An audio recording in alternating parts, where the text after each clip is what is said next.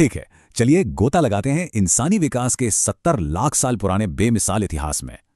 हैरान करने वाली बात है ना, कभी इंसानों की 20 अलग-अलग प्रजातियां थी, लेकिन बची सिर्फ एक। और ये पूरी टाइमलाइन बहुत ही शानदार ढंग से दिखाती है कि वानरों से अलग होने के बाद क्या-क्या हुआ। चलिए आगे बढ़ते हैं और देखते हैं अफ्रीका के प्रारंभिक होमिनिन को, जिनमें वानर और इंसान दोनों के गुण थे। इनमें एक कमाल का शारीरिक बदलाव था। छोटे दांत, जो लड़ने के बजाय आराम से खाने के लिए बने थे। फिर करीब 14 लाख साल पहले एक जबरदस्त छलांग लगी और ऑस्ट्रेलोपिथेकस नाम की नई प्रजाति सामने आई। अब यहाँ सबसे दिलचस्प बात यह है कि इन्होंने एक बड़ा अपग्रेड लिया और 2 पैरों पर चलना शुरू किया। और बिल्कुल उसी समय हमारे सीधे पूर्वजों यानी होमो जीनस ने भी इन पुराने पूर्वजों से विकसित होकर कदम रखा। तो यहाँ सबसे अहम बात यह है कि इनकी खोपड़ी बड़ी हो रही थी, जिससे दिमाग ज्यादा तेज बन सका। इसी तेज दिमाग ने गजब के बदलाव किए, जैसे हथियार बनाना, आग पर काबू पाना और अफ्रीका से बाहर निकलना।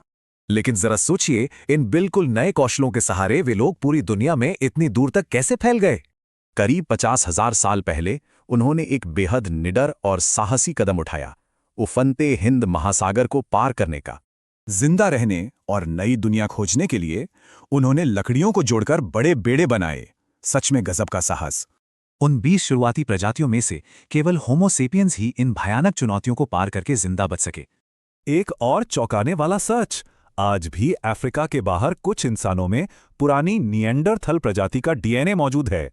तो एक बड़ा सवाल, क्या लाखों सालों के बाद इंसानों और जानवरों का विकास अब पूरी तरह रुक गया है? बिल्कुल नहीं, विकास रुका नहीं है। ये आज भी इसी वक्त हमारी धरती पर लगातार हो रहा है। और ये शानदार ढंग से दिखाता है कि कैसे पुराना जैविक विकास अब संस्कृति और आधुनिक तकनीक से प्रेरित है। इंसानों के बनाए इस नए माहौल में ढलने के लिए आज जानवर भी खुद को लगातार विकसित कर रहे हैं। जरा सोचिए, लाखों साल बाद भविष्य में इंसानों में क्या गजब के अपग्रेड होंगे। ये सच में बेहद रोमांचक है।